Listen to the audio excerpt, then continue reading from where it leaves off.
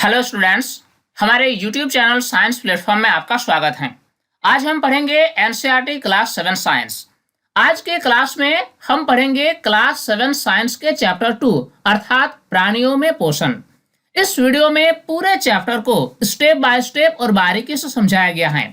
पूरे चैप्टर को बेहतर ढंग से समझने के लिए आपको पूरी वीडियो को लास्ट तक देखना होगा। इस प्रकार ये वीडियो आपके लिए काफी फायदेमंद होगी। इस वीडियो को आप लास्ट तक जरूर देखें।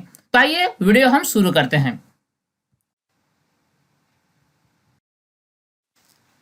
हरे पौधे अपना भोजन प्रकाश संश्लेषण पराक्रम द्वारा स्वयं बना लेते हैं, परंतु जंतु भोजन के लिए पौधों या अन्य जंतुओं पर निर्भर रहते हैं। हमारी पृथ्वी पर जितने भी हरे पौधे होते हैं ये अपना भोजन स्वयं बना लेते हैं। भोजन बनाने के लिए जिस पराक्रम का ये इस्तेमाल करते हैं उससे कहा जाता है प्रकाश संश्लेषण। प्रकाश संश्लेषण की प्रक्रिया में पौधे क्या करते हैं, जल और कार्बन डाइऑक्साइड की मदद से सूर्य के प्रकाश और क्लोरोफिल की उपस्थिति में अपना भोजन अर्थात ग्लूकोज बना लेते हैं। परंतु जंतु अपना भोजन स्वयं नहीं बना पाते हैं। जंतु अपने भोजन के लिए या तो पौधों पर या फिर अन्य जंतुओं पर निर्भर रहते हैं। प्राणी अर्थात जंतु अपना भोजन प्रत्यक्ष या परोक्ष रूप से पौधों से प्राप्त करते हैं। इस पृथ्वी पर जितने भी जंतु होते हैं वे या तो प्रत्यक्ष रूप से या अप्रत्यक्ष रूप से भोजन के लिए पौधों पर ही निर्भर रहते हैं। कुछ जंतु सीधे ही पौधों का भक्षण करते हैं जिन्हें शाकाहारी कहते हैं। कुछ ऐसे जंतु होते हैं जो सिर्फ पौधे या पौधे के भागों को खाते हैं। इस प्रकार के जंतु को शाकाहारी जंतु कहा जाता है। अगर हम उदाहरण की बात करें तो गाय, बकरी, हिरण इत्यादि ऐसे जंतु होते हैं जो पौधों का ही भक्षण करते हैं। इस प्रकार के जंतु को शाकाहारी जंतु कहा जाता है। परंतु कुछ जंतु अन्य जंतुओं का भक्षण करते हैं जिन्हें मांसाहारी कहते हैं। अगर हम उदाहरण की बात करें तो बाघ, शेर इत्यादि ऐसे जंतु होते हैं जो पौधों का भोजन नहीं करते बल्कि ये जंतुओं का शिकार करके जंतुओं के विभिन्न भागों को खाते हैं। इस प्रकार के जंतु को मांसाहारी जंतु कहा जाता है। कुछ ऐसे प्राणी हैं जो पौधों एवं जंतुओं दोनों को खाते हैं। इस प्रकार के जंतु को सर्वाहारी जंतु कहा जाता है। अगर हम उदाहरण की बात करें तो मनुष्य एक ऐसा प्राणी है जो पौधों और जंतु दोनों प्रकार के पदार्थों को खाते हैं। इस प्रकार मनुष्य जो है वह एक सर्वाहारी प्राणी है। सभी जीवों को वृद्धि करने, शरीर को स्वस्थ एवं गतिशील बनाए रखने के लिए खाद्य पदार्थों की आवश्यकता होती है। पृथ्वी पर जितने भी जीव जंतु पेड़ पौधे होते हैं सभी जीव जंतुओं को खाद्य पदार्थ की आवश्यकता होती है। ऐसा इसलिए क्योंकि जीवों को वृद्धि करने के लिए, शरीर को स्वस्थ बनाए रखने के लिए और शरीर को गतिशील बनाए रखने के लिए विभिन्न प्रकार के शारीरिक कार्यों को करने के लिए खाद्य पदार्थ की आवश्यकता होती है। खाद्य पदार्थ के कई संगठक हैं। अगर हम खाद्य पदार्थ की बात करें तो खाद्य पदार्थ के कई सारे अवयव हैं, जैसे कि कार्बोहाइड्रेट। कार्बोहाइड्रेट खाद्य पदार्थ का एक ऐसा अवयव है जो जीवों को ऊर्जा प्रदान करती है, जिसके कारण जीव विभिन्न प्रकार की गतिविधियां करने में सक्षम हो पाते हैं। इसके अलावा है प्रोटीन जो शरीर के निर्माण के लिए आवश्यक है, वसा, अगला है खनिज और विटामिन। इस प्रकार हम कह सकते हैं कि खाद्य पदार्थ के कई सारे अवयव हैं, कार्बोहाइड्रेट, प्रोटीन, वसा, खनिज और विटामिन। इन संगठकों को पोषक पदार्थ कहा जाता है। खाद्य पदार्थ में जो मौजूद अवयव होते हैं जैसे कि कार्बोहाइड्रेट, प्रोटीन, वसा, खनिज और विटामिन, इन सभी संगठकों को पोषक पदार्थ कहा जाता है। सभी जीवों को जिंदा रहने के लिए पोषक पदार्थ की आवश्यकता होती है जिसकी पूर्ति भोजन से हो जाती है। शरीर में पोषक पदार्थों की पूर्ति हेतु प्राणियों को पोषण की आवश्यकता होती है। तो बात क्लियर है कि सभी जीवों को पोषण की अर्थात भोजन की क्यों आवश्यकता होती है। सभी जीवों को अपने शरीर में खाद्य पदार्थों की यानी पोषक पदार्थों की पूर्ति हेतु पोषण की आवश्यकता होती है। पोषण के निम्नलिखित चरण हैं। अगर हम पोषण की बात करें तो पोषण के कई सारे चरण हैं। पोषण के अंतर्गत आता है भोजन का अंतर्ग्रहण। कोई भी जीव भोजन जब अपने शरीर के अंदर लेते हैं तो भोजन को अंदर लेने की जो प्रक्रिया होती है इससे कहा जाता है अंतर्ग्रहण। यानी पोषण के जो चरण होते हैं इसमें पहला चरण है भोजन के अंतर्ग्रहण, अगला चरण है भोजन का पाचन। कोई भी जीव जो भोजन ग्रहण कर लेते हैं उस जीव के पाचन तंत्र में भोजन का पाचन होता है। इसी प्रकार पोषण का अगला चरण है पोषक पदार्थों का अवशोषण। कोई भी जंतु जब खाद्य पदार्थों को अपने पाचन तंत्र में पचा लेते हैं इसके बाद आवश्यक पोषक पदार्थों का अवशोषण होता है उनके शरीर में। इस प्रकार पोषक पदार्थों का अवशोषण होता है। अगला जो चरण है वह है पोषक पदार्थों का शरीर में उपयोग। जब शरीर विभिन्न प्रकार के पोषक पदार्थों को अवशोषित कर लेता है तो इन सभी पोषक पदार्थों का शरीर के विभिन्न भागों में उपयोग होता है। यानी हम कह सकते हैं कि जीव जो पोषण की क्रिया करते हैं, पोषण की क्रिया में निम्नलिखित चरण होते हैं: भोजन के अंतर्ग्रहण, भोजन का पाचन, पोषक पदार्थों का अवशोषण और पोषक पदार्थों का शरीर में उपयोग। अब हमारा अगला टॉपिक है खाद्य अंतर्ग्रहण की विभिन्न विधियां। कोई भी जीव भोजन को अपने शरीर के अंदर लेते हैं, इस प्रक्रिया को खाद्य अंतर्ग्रहण कहा जाता है। विभिन्न प्रकार के जीव भोजन को अपने शरीर के अंदर जो लेते हैं इसकी कई सारी विधियां होती हैं। इन सभी विधियों के बारे में हम संक्षिप्त जानकारी लेंगे। भोजन के अंतर्ग्रहण की विधि विभिन्न जीवों में भिन्न भिन्न होती हैं। अलग अलग जीवों के लिए खाद्य अंतर्ग्रहण की जो विधियां होती हैं ये अलग अलग होती हैं।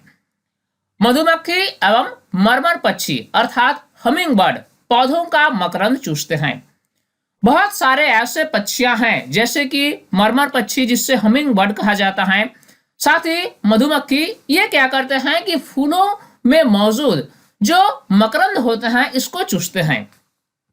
इसी प्रकार मानव एवं अन्य जंतुओं में शिशु मां के दूध पीते हैं। अजगर सर्प अपने शिकार को समूचा ही निकल जाते हैं। इस प्रकार हमने क्या देखा कि विभिन्न प्रकार के जंतु खाद्य अंतर्ग्रहण का अलग अलग विधियां अपनाते हैं। कुछ जलीय प्राणी जल में तैरते हुए खाद्य कणों को छानकर खाते हैं। कुछ ऐसे जलीय प्राणी होते हैं जो छोटे छोटे होते हैं और इस प्रकार के प्राणी जल में तैरते हुए विभिन्न प्रकार के खाद्य कणों को छानकर खाते हैं। इस प्रकार हमने क्या देखा कि अलग अलग प्रकार के जीव जंतु भोजन को अंतर्ग्रहण जो करते हैं ये अलग अलग तरीकों से करते हैं। स्टारफिश का भोजन अंतर्ग्रहण। स्टारफिश जिससे हिंदी में तारा मछली कहा जाता है, इंग्लिश में इसे स्टारफिश कहा जाता है, ये एक ऐसा जंतु है जो समुद्र में पाया जाता है। इस जंतु का चित्र आप देख सकते हैं। स्टारफिश जो भोजन का अंतर्ग्रहण करते हैं यानी भोजन को अपने शरीर के अंदर जो लेते हैं इसकी विचित्र विधि है।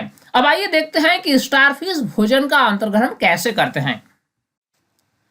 स्टारफिश अर्थात तारा मछली कैल्शियम कार्बोनेट के कठोर कवच वाले जंतुओं का आहार करती है। स्टारफिश एक ऐसा जंतु है जो समुद्री वातावरण में पाया जाता है। ये वैसे जंतु को आहार बनाती हैं जो कैल्शियम कार्बोनेट के कठोर कवच से घिरे हुए होते हैं।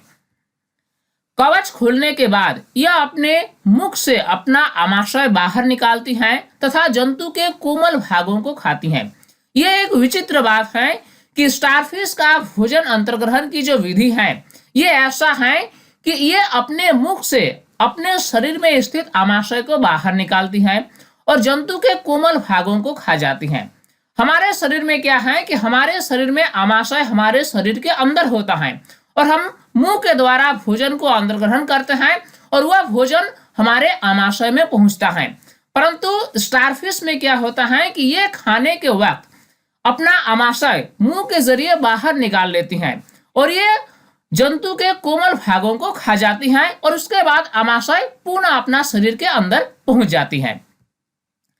आमाशय वापस शरीर में चला जाता है तथा आहार धीरे धीरे पचता है। इस प्रकार हमने क्या देखा कि स्टारफिश एक विचित्र जंतु है जिसका भोजन अंतर्ग्रहण करने की जो तरीका है वह भी विचित्र है।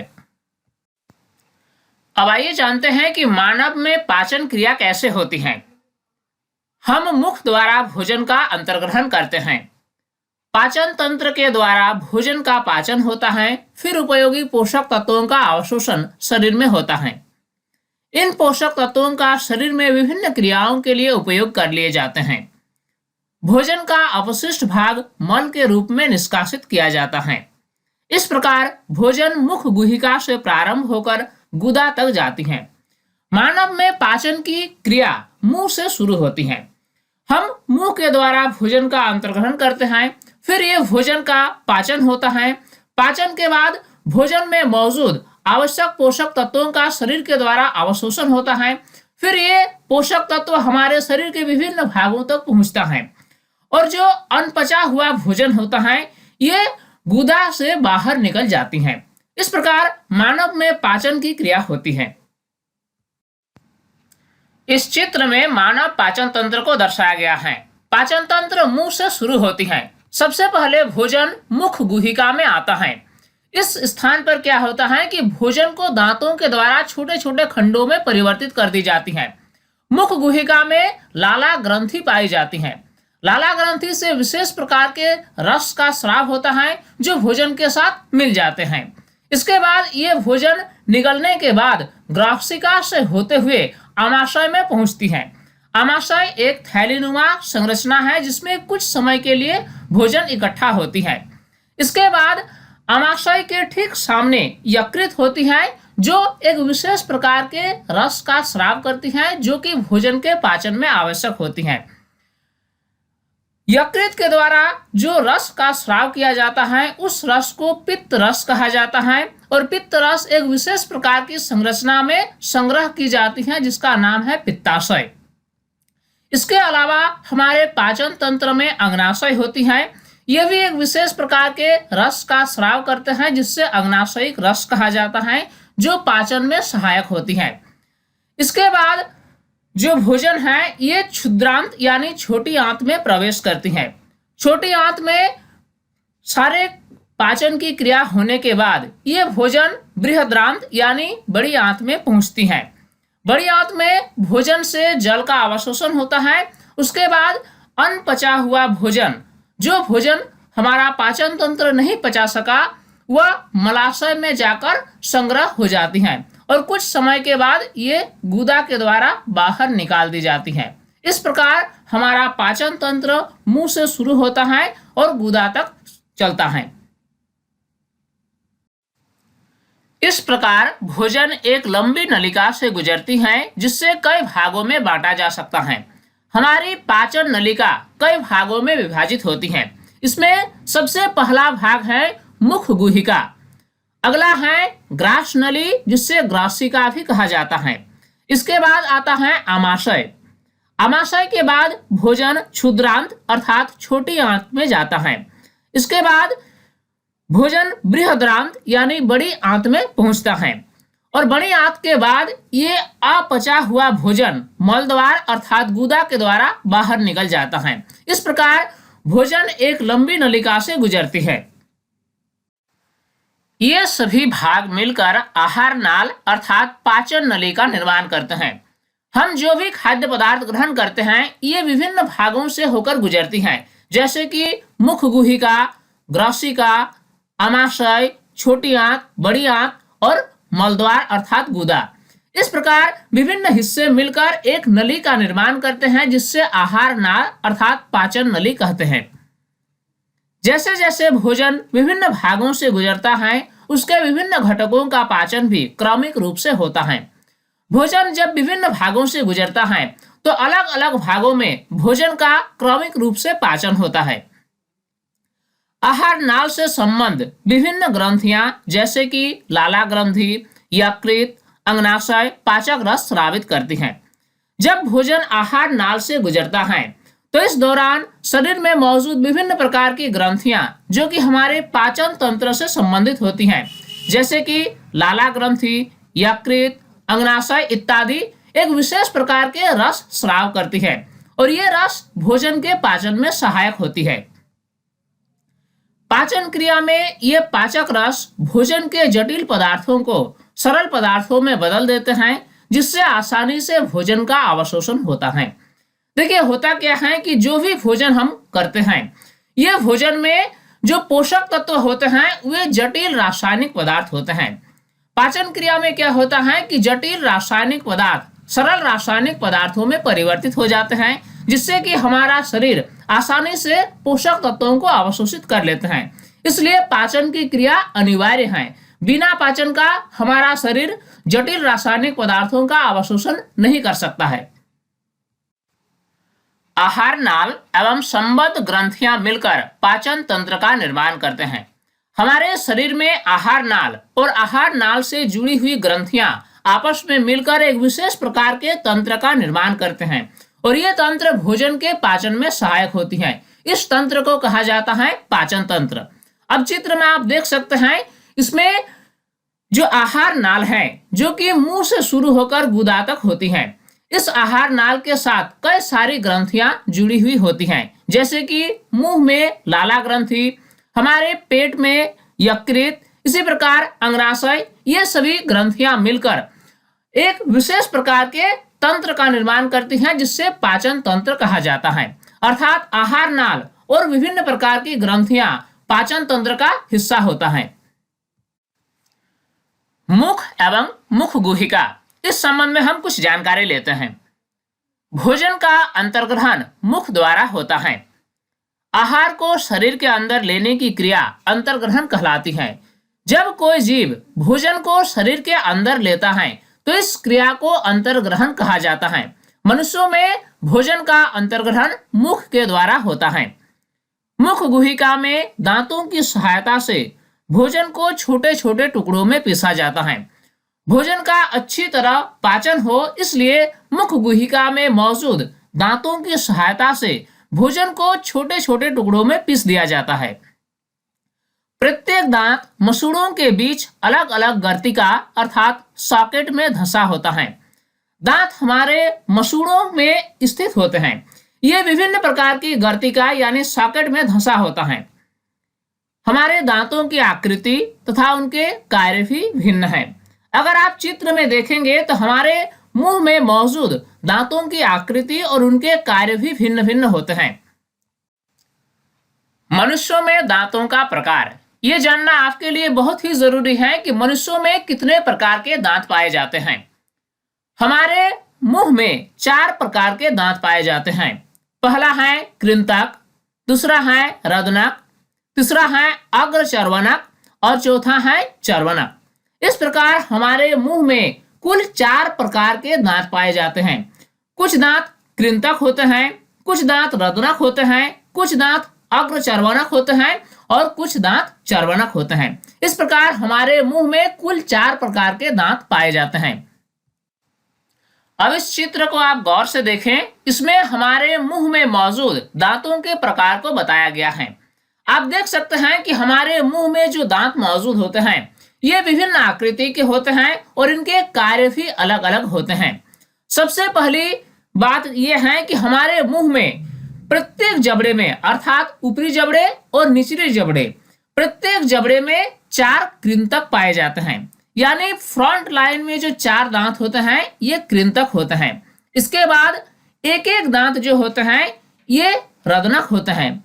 इसके बाद 2-2 दांत जो होते हैं ये अग्रचर्वनक होते हैं और अंतिम में 3-3 दांत जो होते हैं ये चर्वनक होते हैं। इस प्रकार हमारे मुंह के प्रत्येक जबड़े में 4 कृंतक, 2 रदनक, 4 अग्रचर्वनक और 6 चर्वनक होते हैं। इस प्रकार हमारे मुंह में कुल 4 प्रकार के दांत पाए जाते हैं: कृंतक, रदनक, अग्रचर्वनक और चर्वनक। दूध के दांत तथा स्थायी दांत। अब हम जानेंगे हम मनुष्यों में दूध के दांत क्या होते हैं और स्थायी दांत क्या होते हैं। शिशु अवस्था में दांत लगभग 5 वर्ष की आयु तक गिर जाते हैं। आपने ये अनुभव किया होगा कि जब आप शिशु अवस्था में थे तो लगभग 8 वर्ष की आयु तक आपके सभी दांत झड़ गए थे, गिर गए थे। तो इस प्रकार के जो दांत जो शिशु अवस्था में मौजूद होते हैं, इस प्रकार के दांतों को दूध के दांत कहा जाता है। तो हम लिख सकते हैं कि इन दांतों को दूध के दांत कहते हैं। दूध के दांतों के गिरने के स्थान पर अन्य दांत निकल जाते हैं जो पूरे जीवन भर रहते हैं और प्राय वृद्धावस्था में गिरने लगते हैं। 8 वर्ष की आयु के समय हमारे सारे दूध के दांत गिर जाते हैं और इन दांतों के स्थान पर नए दांत निकल आते हैं। इस प्रकार के दांत हमारे पूरे जीवन भर रहते हैं और प्राय ऐसे दांत वृद्धावस्था में फिर से गिरने लगते हैं।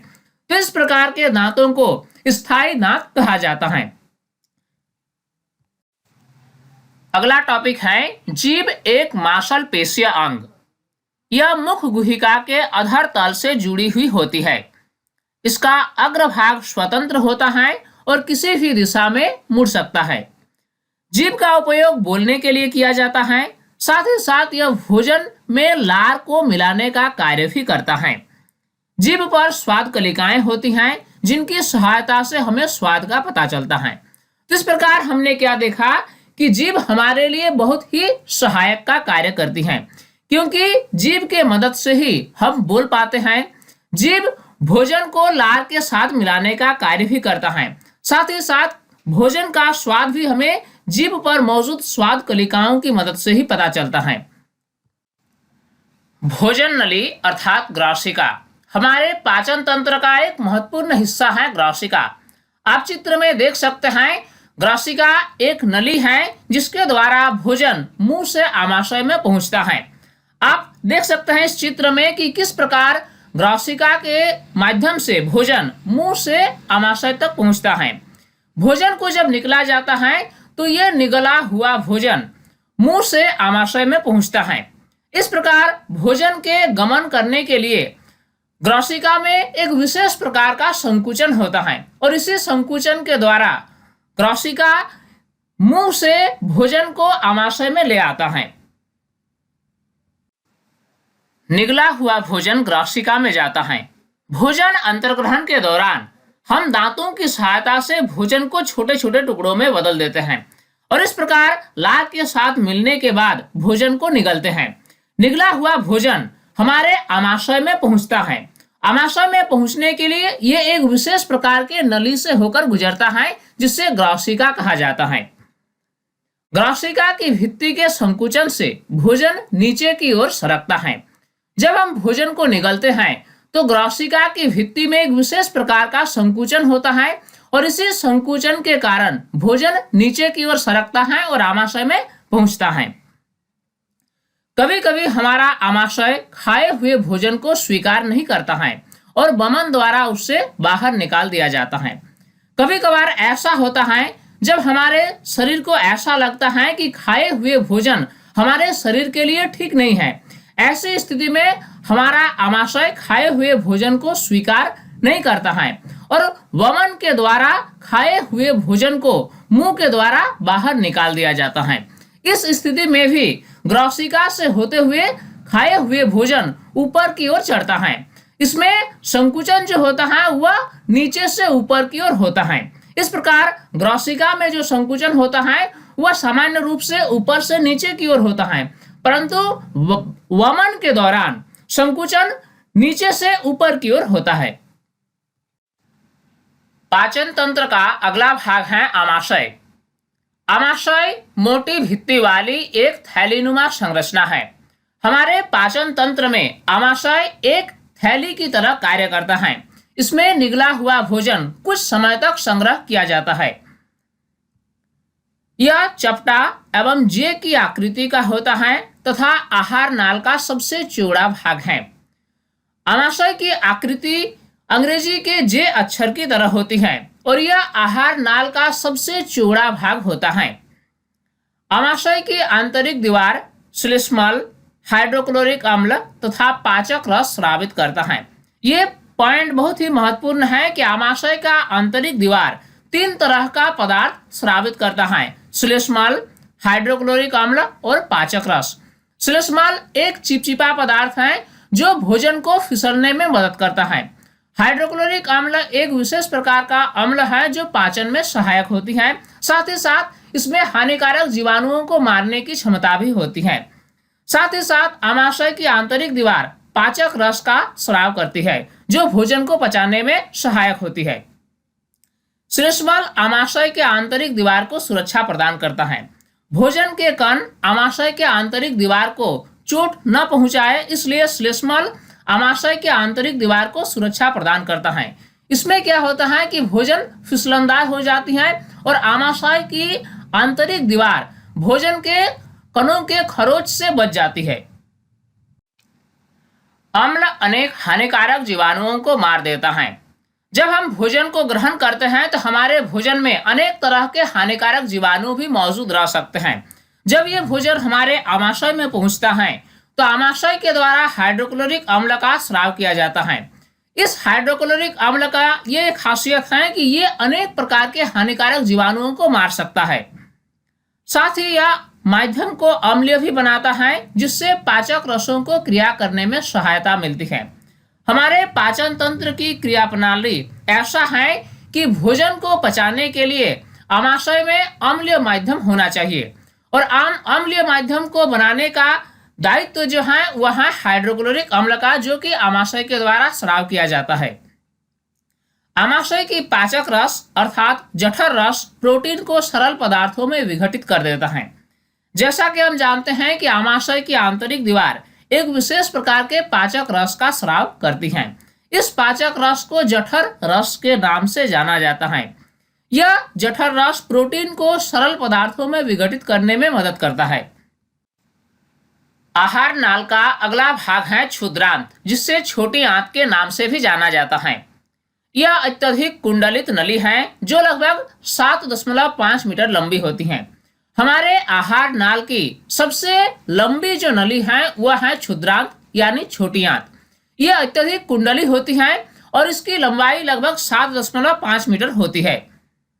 यह यकृत एवं अग्नाशय से स्राव प्राप्त करती है। यकृत और अग्नाशय विशेष प्रकार के पाचक रस का स्राव करती हैं और यह पाचक रस यकृत और अग्नाशय के द्वारा छोटी आंत में स्राव की जाती है। साथ ही इसकी भित्ति से कुछ रस स्रावित होते हैं। उदर के ऊपरी भाग में दाहिनी ओर यकृत अवस्थित होती है। आप चित्र में देखे होंगे कि हमारे पाचन तंत्र में उदर के ऊपरी भाग में दाहिनी ओर यकृत अवस्थित होती है, जो कि विशेष प्रकार की ग्रंथि है। ये पाचन की क्रिया में हमारी मदद करती है। यकृत गहरे लाल भूरे रंग की है, जो शरीर की सबसे बड़ी ग्रंथि है। ये पॉइंट बहुत ही महत्वपूर्ण है और इस पॉइंट से अक्सर परीक्षा में प्रश्न पूछा जाता है कि मानव शरीर की सबसे बड़ी ग्रंथि क्या है। मानव शरीर की सबसे बड़ी ग्रंथि यकृत यानी लीवर है। यह पित्त रस स्रावित करती है जो एक थैली में संग्रहित होता रहता है, जिससे पित्ताशय कहा जाता है। यकृत के द्वारा एक विशेष प्रकार के रस का स्राव किया जाता है, जिससे पित्त रस कहा जाता है। पित्त रस पाचन की क्रिया में मदद करता है। पित्त रस एक विशेष प्रकार की थैली में संग्रहित होती है और इस थैली को पित्ताशय कहा जाता है। पित्त रस वसा के पाचन में महत्वपूर्ण भूमिका निभाता है। अक्सर यह प्रश्न पूछा जाता है कि यकृत के द्वारा पित्त रस का स्राव किया जाता है। यकृत के द्वारा स्रावित पित्त रस कौन से पदार्थ के पाचन में सहायक होते हैं? सही जवाब क्या होगा? वसा। अग्नाशय के ठीक नीचे अग्नाशय अवस्थित होती है, जो हल्के पीले रंग की ग्रंथि है। आप चित्र में देखे होंगे कि अग्नाशय के ठीक नीचे एक विशेष प्रकार के हल्के पीले रंग की ग्रंथि है। इस ग्रंथि को अग्नाशय कहा जाता है। अग्नाशय के द्वारा अग्नाशयिक रस स्रावित होता है। जो पाचक रस अग्नाशय के द्वारा स्रावित किया जाता है, इस रस को अग्नाशयिक रस के नाम से जाना जाता है। यह रस कार्बोहाइड्रेट एवं प्रोटीन के पाचन में सहायक होते हैं। कार्बोहाइड्रेट सरल शर्करा जैसे कि ग्लूकोज में परिवर्तित हो जाते हैं। इसी प्रकार प्रोटीन एमिनो अम्ल में परिवर्तित हो जाती है और वसा अम्ल तथा ग्लिसरॉल में परिवर्तित हो जाती हैं। एक प्रश्न अक्सर पूछा जाता है कि हमारे पाचन की प्रक्रिया में कार्बोहाइड्रेट के जटिल अणु किस प्रकार के अणु में परिवर्तित हो जाते हैं?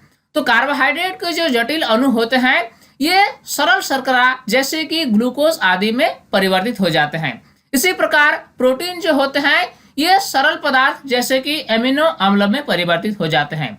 इसी प्रकार वसा का पाचन दो पदार्थों में होता है। वसा से वसा अम्ल और ग्लिसरॉल बनता है और इस प्रकार एमिनो अम्ल, वसा अम्ल, ग्लिसरॉल और ग्लूकोज आदि का अवशोषण हमारे शरीर में आसानी से हो जाता है, क्योंकि ये जटिल अणु नहीं होते हैं, ये सरल अणु होते हैं।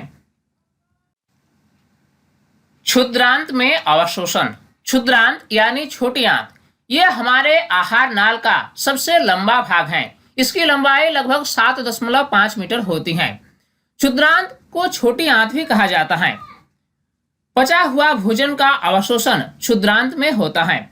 जब भोजन अच्छी तरह से पच जाता है हमारे पाचन तंत्र में, तो भोजन का अधिकांश अवशोषण हमारी क्षुद्रांत यानी छोटी आंत में होता है। क्षुद्रांत की आंतरिक भित्ति पर अंगुली के समान उभरी हुई संरचनाएं होती हैं, जिन्हें दीर्घरोम अथवा रसांकुर कहते हैं। क्षुद्रांत की आंतरिक भित्ति में छोटी छोटी अंगुली के समान कुछ संरचनाएं पाई जाती हैं। इन सभी संरचनाओं को दीर्घरोम या रसांकुर कहा जाता है। दीर्घरोम पचे हुए भोजन के अवशोषण हेतु तल क्षेत्र बढ़ा देते हैं। भोजन का जो अवशोषण होता है यह दीर्घरोम के द्वारा ही होता है। दीर्घरोम क्या करता है कि पचे हुए भोजन के अवशोषण हेतु तल का क्षेत्रफल बढ़ा देते हैं। दीर्घरोम में सूक्ष्म रुधिर वाहिकाओं का जाल फैला रहता है। दीर्घरोम की सतह से पचे हुए भोजन का अवशोषण होता है तथा यह रुधिर वाहिकाओं में चला जाता है। दीर्घरोम क्या करता है कि यह पचे हुए भोजन से पोषक तत्वों का अवशोषण करता है और यह पोषक तत्व रुधिर वाहिकाओं में चला जाता है। इसके बाद जब यह पोषक तत्व रुधिर वाहिकाओं में चला जाता है तो रुधिर के द्वारा पोषक तत्व शरीर के विभिन्न हिस्सों में पहुंच जाते हैं। अवशोषित पदार्थों का स्थानांतरण रुधिर वाहिकाओं द्वारा शरीर के विभिन्न भागों तक होता है, जहां उनका उपयोग जटिल पदार्थों को बनाने में किया जाता है। जो खाद्य पदार्थ हम ग्रहण करते हैं, पाचन के परिणाम स्वरूप इस खाद्य पदार्थ से पोषक तत्वों का अवशोषण छोटी आंत के द्वारा होता है। जब ये पोषक तत्व छोटी आंत के द्वारा अवशोषित होते हैं तो ये रुधिर वाहिकाओं में मिल जाते हैं और रुधिर के द्वारा ये पोषक तत्व शरीर के विभिन्न भागों तक पहुंच जाते हैं और इस प्रकार शरीर के विभिन्न भागों के द्वारा पोषक तत्वों का उपयोग किया जाता है विभिन्न प्रकार के जटिल रासायनिक पदार्थों को बनाने के लिए, ताकि शरीर का सुचारू रूप से कार्य हो सके। इस प्रक्रम को स्वांगीकरण कहते हैं। पाचन तंत्र में भोजन का वह भाग जिसका पाचन नहीं हो पाता अथवा अवशोषण नहीं हो पाता बृहदांत में भेज दिया जाता है। चूंकि जैसा कि हम जानते हैं कि भोजन छोटी आंत के बाद बड़ी आंत में अर्थात बृहदांत में पहुंचता है। जो भोजन का अवशोषण नहीं हो सका या जो भोजन का पाचन नहीं हो सका, ये बृहदांत में पहुंच जाता है। इस प्रकार आहार नाल का अगला भाग है बृहदांत्र। बृहदांत्र क्षुद्रांत की अपेक्षा चौड़ी एवं छोटी होती है। बड़ी आंत जो होती हैं ये चौड़ी होती हैं और छोटी होती हैं छोटी आंत की तुलना में। इसकी लंबाई लगभग 1.5 मीटर होती है। बृहदांत्र जल एवं कुछ लवणों का अवशोषण करता है। ये पॉइंट बहुत ही इंपॉर्टेंट है। अक्सर परीक्षा में पूछा जाता है कि पचे हुए भोजन से जल का अवशोषण आहार नाल के किस भाग से किया जाता है। सही जवाब क्या होगा? बृहदांत्र। बचा हुआ अपचित पदार्थ मलाशय में चला जाता है तथा मल के रूप में रहता है। जब ये भोजन बृहदांत से गुजरता है तो जो बचा हुआ अपचित पदार्थ है, यानी जिसका पाचन हमारा पाचन तंत्र में नहीं हो सका, जो बचा हुआ भाग है वह मलाशय में चला जाता है और मलाशय में मल के रूप में संचित रहता है। समय समय पर गुदा द्वारा यह मल बाहर निकाल दिया जाता है। इस क्रिया को निष्कासन कहते हैं। अब आइए हम देखते हैं घास खाने वाले जंतुओं में पाचन किस प्रकार होता है। गाय, भैंस, बकरी आदि शाकाहारी जंतु हैं जो घास खाते हैं। कुछ ऐसे जंतु हैं जैसे कि गाय, भैंस, बकरी इत्यादि, ये शाकाहारी होते हैं और घास का सेवन करते हैं। ऐसे जंतु उस समय भी लगातार जुगाली करते रहते हैं जब वे कुछ भी ना खा रहे हों। आप गौर करेंगे तो आप पाएंगे कि ऐसे जंतु जो घास खाते हैं, जब वे आराम से बैठे हों, जब वे कुछ नहीं खा रहे हों, फिर भी वे मुंह चबाते हैं और इस प्रक्रिया को जुगाली करना कहते हैं। खाने के दौरान ऐसे जंतु जल्दी जल्दी घास को निगलकर आमाशय के एक भाग में भंडारित कर लेते हैं। जब ये जंतु चरते हैं तो ये क्या करते हैं कि जल्दी जल्दी घासों को आधा चबाते हुए निगल जाते हैं और आमाशय के एक विशेष भाग में भंडारित कर लेते हैं। आमाशय का यह भाग रुमेन अर्थात प्रथम आमाशय कहलाता है। जब ये जंतु घास को खाते हैं तो ये जल्दी जल्दी घास को निगल लेते हैं, जो कि अच्छी तरह से चबा हुआ नहीं रहता है, और ये आमाशय का एक विशेष भाग जिससे प्रथम आमाशय कहा जाता है, इसे रुमेन भी कहा जाता है, उसमें ये संग्रह कर लेते हैं। ऐसे जंतुओं में आमाशय 4 भागों में विभाजित रहता है। इस प्रकार के जंतु जब आराम से बैठते हैं तो अपने पेट से आधा चबाया हुआ घास को पुनः मुंह में ले आते हैं और अच्छी तरह से चबाते हैं और उसके बाद फिर निगल जाते हैं। इस प्रकार हम देखते हैं कि ऐसे जंतु जो घास खाते हैं अक्सर वे जब आराम से बैठे हुए होते हैं तो वे जुगाली करते हैं। इस चित्र में घास खाने वाले जंतु का पाचन तंत्र को दर्शाया गया है। आप देख सकते हैं कि इस जंतु में पाचन तंत्र के विभिन्न हिस्से हैं और सब हिस्से का अपना अपना कार्य होता है। अब आइए कुछ विशेष बातों का ध्यान रखते हैं कि एक घास खाने वाले जंतु में पाचन की क्रिया कैसे होती है। रुमेन में भोजन का आंशिक पाचन होता है जिससे जुगाल यानी कड कहते हैं।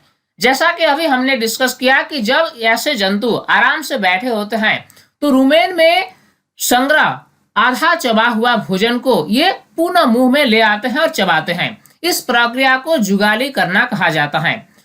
रुमेन जो होता है ये आमाशय का पहला भाग है जिसमें आधा चबा हुआ भोजन एकत्रित रहता है, और इस भाग में यानी रुमेन में भोजन का आंशिक रूप से पाचन होता है, यानी इसमें पूर्ण रूप से भोजन का पाचन नहीं होता है, परंतु बाद में जंतु इसको छोटे पिंडकों के रूप में पुनः मुख में लाता है और चबाता रहता है।